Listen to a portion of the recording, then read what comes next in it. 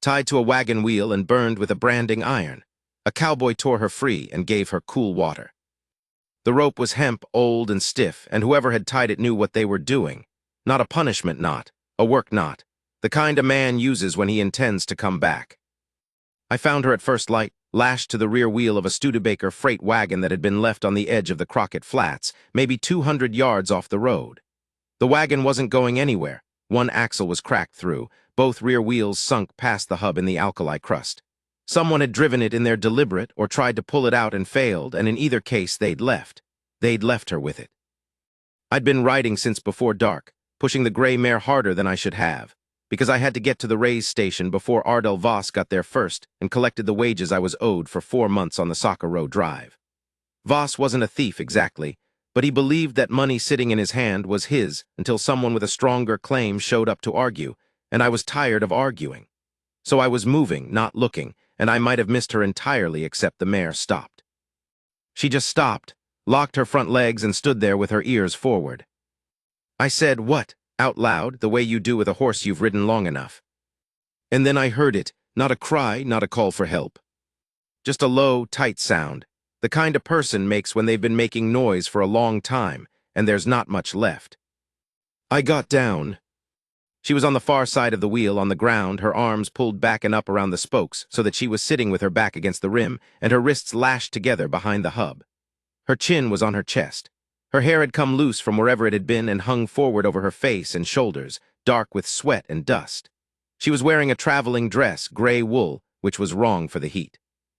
It had been torn at the shoulder, not caught on something, torn, and beneath the tear on the upper part of her left arm was a burn, fresh, maybe a day old. The shape of it was not an accident. Somebody had put a running iron to her, and they'd done it flat, not just a touch but a press, holding it there, and the wound was blistered and weeping and stuck to the wool. I'd seen a lot of things in my years in that country. I stood there for a moment, and I let what I was seeing settle, because if I moved fast off of what I was feeling, I was going to do something that would cost me, and there was nobody nearby to cost it against anyway. I cut the rope with my belt knife. The knot was tight, but the hemp was dry and the knife was good, and it didn't take long. When the tension came off her wrists, she made a sound and her arms fell forward and she pitched to the side and I caught her before she went all the way down. She was light, too light for a woman that height. I got her turned so she was leaning against me, her back to my chest, and I held her arms in front of her and worked her wrists apart slowly because they'd been bound tight for long enough that the blood coming back into them was going to be sharp. She made the same tight, controlled sound, not a scream, a held sound. I said, "I've got you, take your time." She didn't answer. I hadn't expected her to. I had a canteen on the saddle. I got it without letting her go. The mare was ground broke and stood patient, and I got the cork out with my teeth and held it to her mouth and tipped it slow. She drank. When she'd had enough, she turned her head aside, which was how I knew she was more present than she'd seemed. She said, "Don't let go yet." I said, "I won't." We stayed like that for a while.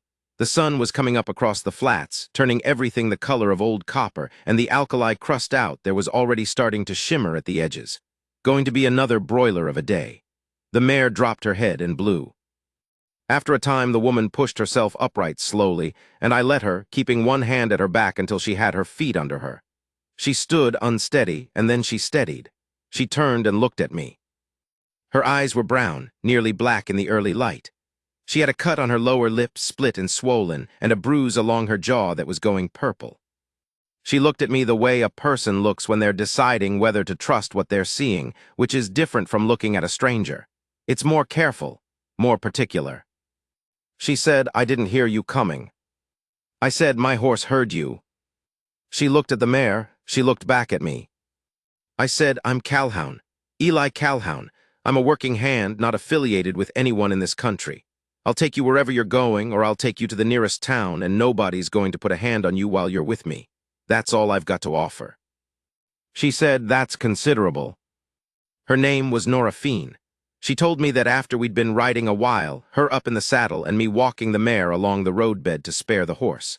She was from Kansas, originally. She'd married a man named Garrett Feen 6 years back in Topeka and come west with him when he got a land patent in the Pecos country. The patent had turned out to be one of the ones the Holt Syndicate was claiming superseded all prior grants in a 3-county stretch. There had been a hearing. Garrett Fiend had lost it because the Holt Syndicate had the judge, which was a fact that everyone in the country knew and nobody could do anything about. Then Garrett Fiend had gotten sick, a chest thing, the dry rattle kind that takes a man slow, and then he died. And Nora had been alone on a piece of land that Deke Holt was fixing to take. She'd refused to leave. I asked her how long she'd refused. She said 5 months. I said, and they escalated.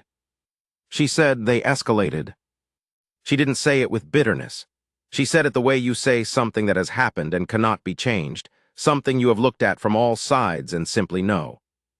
The men who'd tied her to the wheel were Holt riders, 2 of them, named Speece, and a younger one she called just Dooley because she didn't know his given name.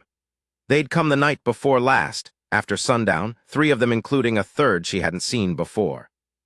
They'd come into the house, not breaking in, because she didn't have a lock that would stop a man who meant to come in. And they'd told her to get in the wagon, that she was being relocated to Roswell, and the house and the land were being surveyed starting in the morning. She'd told them no. Speece had hit her. And then, because she still hadn't gotten in the wagon, one of them had heated the running iron they'd brought along for that specific purpose. Not for cattle, brought deliberate, and they'd held her and they'd burned her.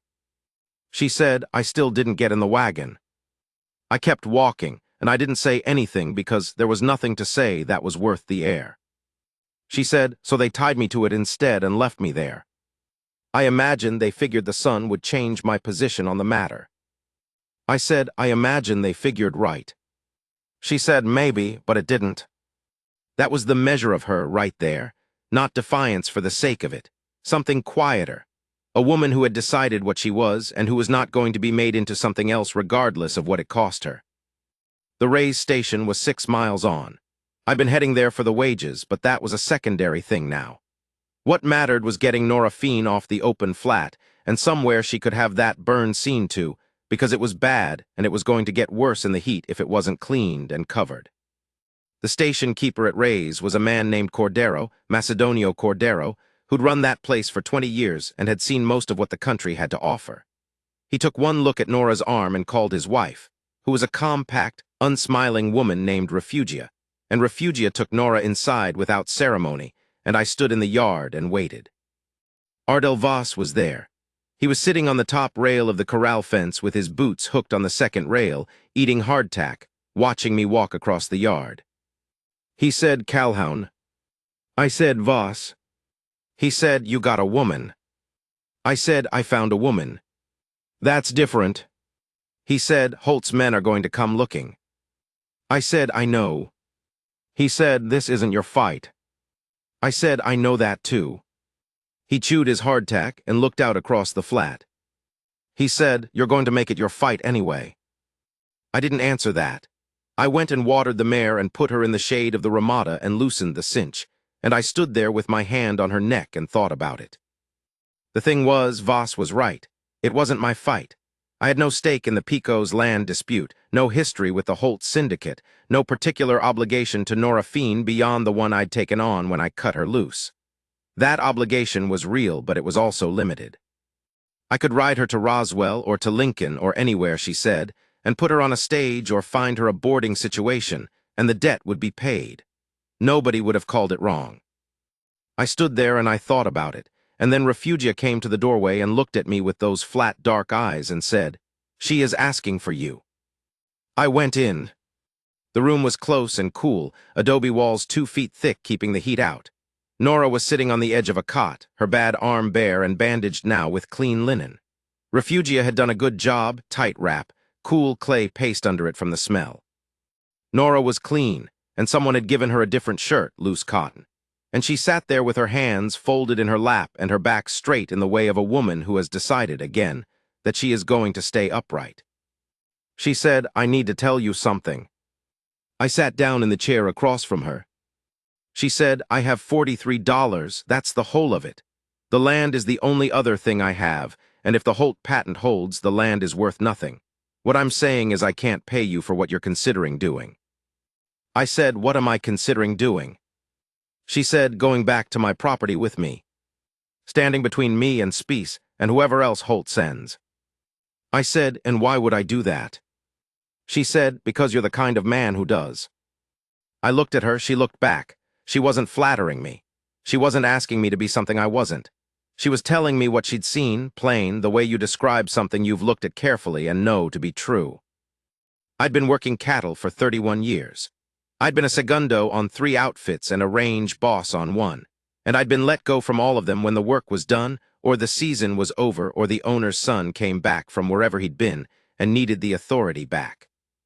I was 56 years old and I had $70 to my name, pending collection from Voss, and I had the mare and my saddle and a Winchester that had needed a new extractor for 2 years and which I kept meaning to fix. That was the whole inventory. I had no land, no house, no roof that was mine. Nobody was waiting on me anywhere. Nobody had needed me for anything in a long time. She was watching me. I said, tell me about the land. The Fiend property was 160 acres on the east side of a creek called Alameda, 20 miles from where we were sitting. Garrett Fiend had filed on it under the Homestead Act, and prior to the syndicate's claim, it had been registered in good standing at the land office in Lincoln for 4 years. The house was adobe, 1 room plus a lean-to kitchen, with a well that put up sweet water at 12 feet, and a stone-lined root cellar that Nora had dug herself, mostly, over the course of 2 summers. She had 3 head of cattle left. She'd started with 11. She had a vegetable garden that was doing well despite the summer because the Alameda ran steady, and she'd put in an acequia that watered it every other day. She had a horse, a rangy sorrel gelding named Cobb, but Spies had taken him when they came for her. She had no neighbors within 4 miles, and the nearest were the Benavides family, who were good people but who had their own problems with the syndicate and were not in a position to help. That was the situation. I listened to all of it. I said, the land office registration, do you have the papers? She said, in the cellar, buried under the flour barrel. Deke Holt can't prove they don't exist, but he can't access them without going through me. I said, that's your leverage. She said, I know. That's why they haven't burned the house. They need the papers either produced or proven missing, one or the other, before the circuit judge can finalize the syndicate claim. There's a hearing in Lincoln in 6 weeks. 6 weeks, I turned that over. I said, what did your husband's patent grant cover exactly? She described the boundaries. I knew that land as it happened. I'd moved cattle through there twice years back, and I remembered the creek and the particular quality of the grass on the east bank. Good land. Better than what Holt had shown in the survey they'd filed, if I was remembering right. I said, there's a man in Lincoln named Bernie Hatch. He's a land attorney. He's not cheap, but he's square and he's beaten the syndicate before. She said, I've heard of him. I said, the $43 won't cover him. She said, I know. I said, but if the registration holds and the hearing goes your way, you'd have the land free and clear, and the syndicate loses their claim on that whole section. She said, yes. I said, Holt knows that. She said, he knows it. I said, so he's going to keep sending men. She didn't answer, she didn't need to. I sat there for a while, then I said, I'll go back with you, I'll stay through the hearing. If the hearing goes your way, I'll take the wages then. She said, and if it doesn't? I said, then I'll have done what I could and we'll call it square. She looked at me for a long moment. It was a real look, not a grateful one, not a relieved one. The look of a woman adding up what she knew and making a decision about it. She said, why? I said, because it's right. She said, that's not the whole answer. I looked at her, she was right it wasn't, so I said it straight. I said, because that land should be yours. Because what they did to you was wrong in a way that I can't ride away from. Because I'm 56 years old and I haven't stood for anything in a long time that mattered past the end of a drive. And because I'm the kind of man who does. Using her own words. Not because I was trying to be clever, because they were the right ones. She held my eyes for a moment and then she nodded. Once. She said, all right, Eli. First time she'd used my name. Voss paid me the wages. He grumbled about it, but he paid 4 months at $30 a month, $120, which he counted out in mixed coin and small bills onto the saddle blanket while the mare watched with one sleepy eye. I took it without counting it back at him, which he appreciated. A man who trusts another man's count is saying something. We left the Rays station at mid-morning. Nora was up on the mare, same as before, and I was walking. Cordero had lent me a mule, a short-legged, ill-tempered animal called Peso that bit if you came at him from the left. And I put the bedrolls and the provisions on Peso and kept the mare easy for Nora because she was in pain, though she didn't show it. It was a 3-hour ride to the Fiend property, cutting south off the Roswell Road and then east along the Alameda.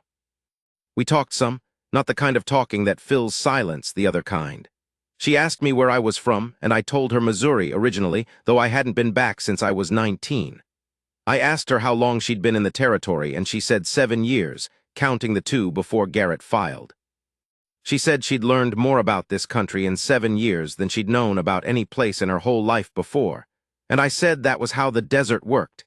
It didn't let you stay shallow. She said, "You're not a shallow man." I said, "I'm not sure that's a compliment out here." She said, "It is from me." The Alameda came up green in the middle of all that brown, willows and cottonwoods and the particular smell of water in dry country, which is its own thing, cleaner than water anywhere else. The acequia Nora had dug ran off to the left, and you could see the vegetable garden, a good-sized patch, with cornstalks maybe 4 feet high and squash running along the ground. The house was at the back of a low rise, mud-colored, sitting in the shade of 2 cottonwoods. It was a good place. You could feel it standing there. The kind of place a person had put work and care and intention into. I said, "It's a good piece." She said, "Yes." Speece had left his mark. The lean-to-kitchen door was broken, kicked in, hanging on one hinge. Inside, the flour had been dumped. They'd gone for the root cellar and found the trapdoor, but hadn't been able to get it open because Nora had built a false bottom in the cellar, a box frame that sat under the trapdoor, and which you had to know to push sideways before you could lift. The papers were still there. She confirmed, sliding the frame aside and coming up with a folded oilcloth packet that she held against her chest for a moment before she set it on the table. I fixed the door while she made coffee. It took me an hour. I had to recut the frame with a hatchet I found in the lean-to and rehang the hinge from scratch. But when it was done, it opened and closed clean. She said, "Thank you." I said, "Have a list of what else needs doing." I slept in the lean-to the first 3 nights. Peso and the mare were in the small corral. Nora had no barn, another thing for the list, and I slept near them lightly with the Winchester loaded beside me. Nobody came those 3 nights. On the 4th day, I rode into the nearest settlement, a wide-spot crossroads called Bernal, and sent a letter to Bernie Hatch in Lincoln. I told him the situation plain, the homestead registration, the syndicate claim, the hearing date, and the fact that the registrant had the original papers. I told him the registrant was a widow who had $43 and the willingness to work out the rest of the fee in whatever arrangement he'd accept. I told him the syndicate was Deke Holt's operation, and that he probably knew more about that outfit than I did. I sent the letter and paid for it with my own money, because it was the thing to do. Then I went to the general store and bought a window latch, 2 pounds of nails, a new drawbolt for the front door, and 20 pounds of dried beans, which I added to Nora's stores. The man behind the counter looked at me and said, "You're at the Fiend place." It wasn't a question. In that country, nothing stayed unknown. I said, "I am." He said, "Holt's not going to like it." I said, "Then he doesn't have to." He bagged up my purchases without another word. I think he agreed with me. I think a lot of people in that country agreed with me and with Nora Fiend and didn't do anything about it because doing something cost what most people couldn't afford to pay. That's the way it usually is. There was work on that property. God, there was work. The corral needed new rails on the north side.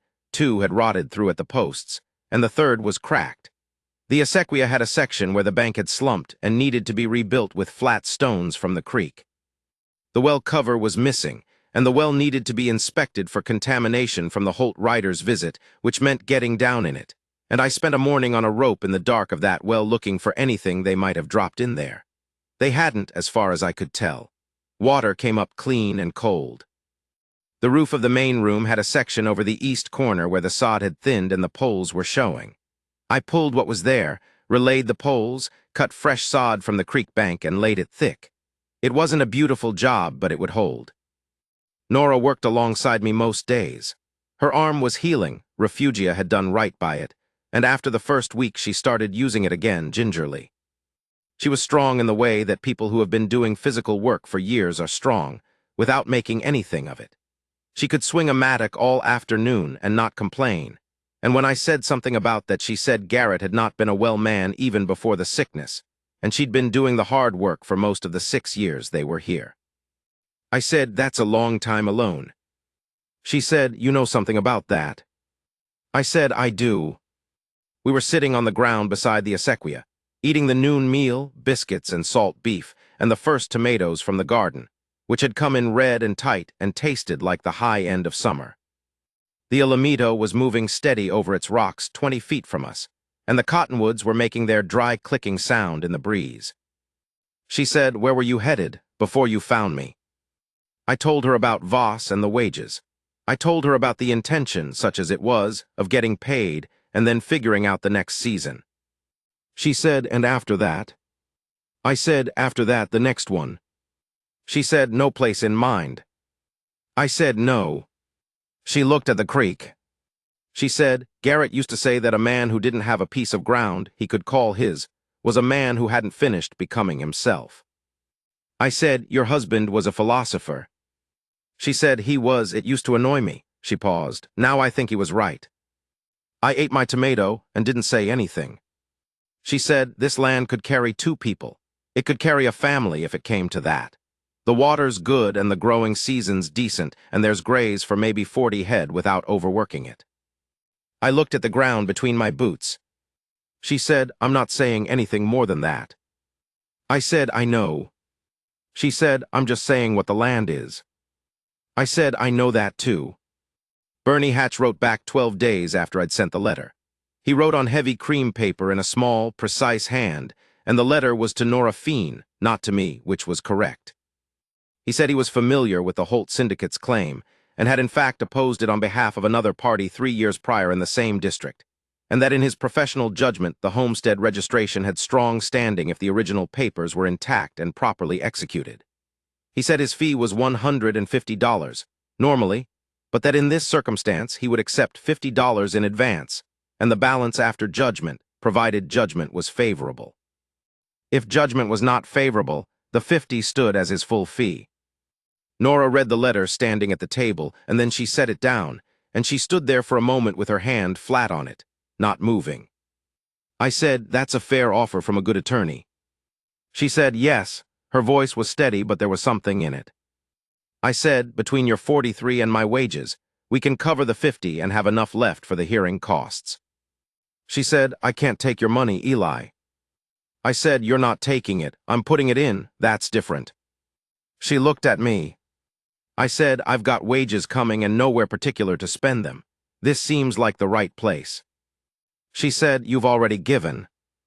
I said, I know what I've given. I know what I'm giving. I'm not confused about it. A long quiet. She said, why are you doing this for me? I said, I told you why. She said, tell me again. I looked at her across the table. The oilcloth packet with the papers was between us, and the letter from Hatch, and the afternoon light was coming through the new window latch at a low angle and catching the dust in the air. I said, because you're worth doing it for. Because this land is worth doing it for. Because somebody ought to stand for something that's right, and I'm here, and it might as well be me. She held my eyes. She said, is that all of it? I said, no, but the rest of it can wait. She looked at me for another moment. Then she picked up Hatch's letter and folded it precisely along its original crease and said, all right, then let's get these papers to Lincoln. We sent the papers ahead with the letter, registered 3 days before we left for Lincoln. I wasn't going to ride into that town with the only evidence in my saddlebag, and Hatch had the means to secure them once they arrived. The night before we left, I fixed the last thing on my list, a cracked lintel over the front door that had been bowing since before Nora came to the property originally, and that would eventually bring down the frame if it wasn't addressed. I used a length of old rail from the corral repair, planed it down with a drawknife, and set it into the wall on both sides with a good mortar mix I made from the caliche I'd pulled out of the acequia repair. It would set overnight and hold for 20 years. Nora came out and watched me finishing up, wiping the excess mortar off with a damp rag. She said, "You didn't have to do that tonight." I said, "It was on the list." She said, "We're leaving in the morning." I said, "I know." She stood there in the doorway, the same doorway I'd reframed 3 weeks ago, with her arms crossed and the lamplight behind her. She said, "Eli." I looked up. She said, "I want you to come back." I put the rag down. I straightened up from the work and looked at her. She said, "When this is done, whatever happens in Lincoln, I want you to come back here." The moths were going at the lamp behind her, the soft ticking sound they make against the glass. The creak was just audible, a steady low sound under everything. I said, "What would I come back to?" She said, to here. The land can carry 2 people, I told you that." I said, "That's not the only reason you're asking." She said, "No, straight out, no waiver, it's not." She stepped out of the doorway and came toward me, and she put both her hands on my chest, the right one open, the left one careful on account of the arm still healing, and she looked up at me. She said, "I have watched you work this land for 3 weeks. I have watched you fix what was broken and build what wasn't there and stand between me and everything that comes. I know what you are. I have known it since the morning you cut me loose and gave me water and told me nobody would put a hand on me while you were there." She paused. "You kept that." No one had come near her. She said, "I am asking you to stay, not as a hand. Not as hired protection. As mine. As the man who belongs to this place and to me if you'll have it that way." The lamp threw a long shadow behind her across the packed dirt. Peso was making his usual complaints in the corral. The night was cool, the first cool night in a while, and the air off the creek smelled of wet stone and green things. I put my hands over hers, both of them, her good hand and her healing one. I said, "I'll come back." She said, "Promise me." I said, "I'm not a man who makes a promise he's not keeping. You know that by now." She knew it. She leaned into me carefully, and I put my arms around her, and she put her face against my neck. And we stood there in the doorway of that house with the new lintel above us and the lamp going behind us. I had been moving for 30 years. Driving, riding, taking the next season when it came. I had been useful and capable and competent in 100 different places, and when each thing ended I'd ridden on and nobody had asked me not to. She was asking me not to. She was asking me to stay and be the man this land needed, and the man she needed, and she was asking it not because she couldn't manage without me. She'd been managing without anyone for a long time, and she would go on managing, but because she wanted me here. Because she'd seen what I was, the whole of it, and she was choosing it. I held her in the doorway of that house, and I felt something settle in me that I hadn't known was loose. The hearing in Lincoln was 3 days. Bernie Hatch was everything I'd been told he was: small, dry, precise, with a way of laying facts in front of a judge that made the conclusion feel inevitable. The Holt Syndicate's attorney was a man named Caro who was capable and well-funded, and Caro gave it everything he had. But the original registration was good and properly executed, and Garrett Feen had done everything right when he filed. On the afternoon of the 3rd day, the circuit judge, a man named Ohlert, who I had no opinion of either way, ruled that the Feen homestead registration predated and superseded the syndicate claim on that section, and that the property was to be recorded as held by Nora Alethea Feen of Alameda Creek, Lincoln County, New Mexico Territory, in fee simple, clear of any prior encumbrance. Nora sat very still when he said it. I was beside her. After a moment she put her hand on my arm, and I covered it with mine, and neither of us said anything. Hatch came over and shook her hand, and then mine, and he said the syndicate would almost certainly not appeal because the cost exceeded the value of that particular parcel to them, and that in his experience the Holt operation tended to move on to softer targets when the resistance got expensive. He said it so matter-of-factly that it was almost funny. We had supper that night in Lincoln at a place that served elk and good bread and decent coffee, and we sat there at a corner table and ate and didn't talk much, because there wasn't much to say that hadn't been said or that wasn't going to get said later, in better circumstances. On the walk back to the hotel, she took my arm, and we walked in the dark down Lincoln's single lamplit street, and it felt, for the first time in a long time, like I was going somewhere rather than away from something. We came back to the property on the 4th day after the hearing.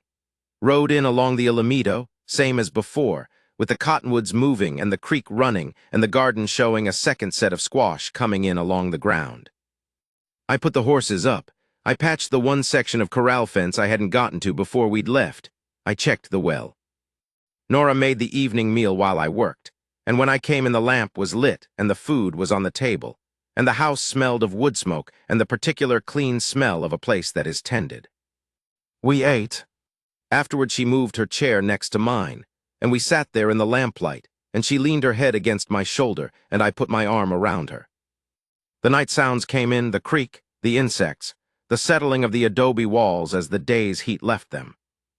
I was 56 years old.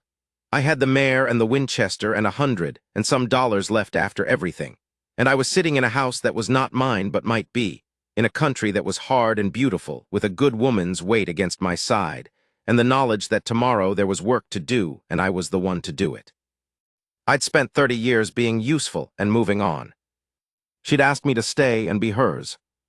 The lamp burned steady, the creek went on. Outside, the new lintel sat solid in the caliche, set for 20 years, and the door that had been broken was whole. I stayed,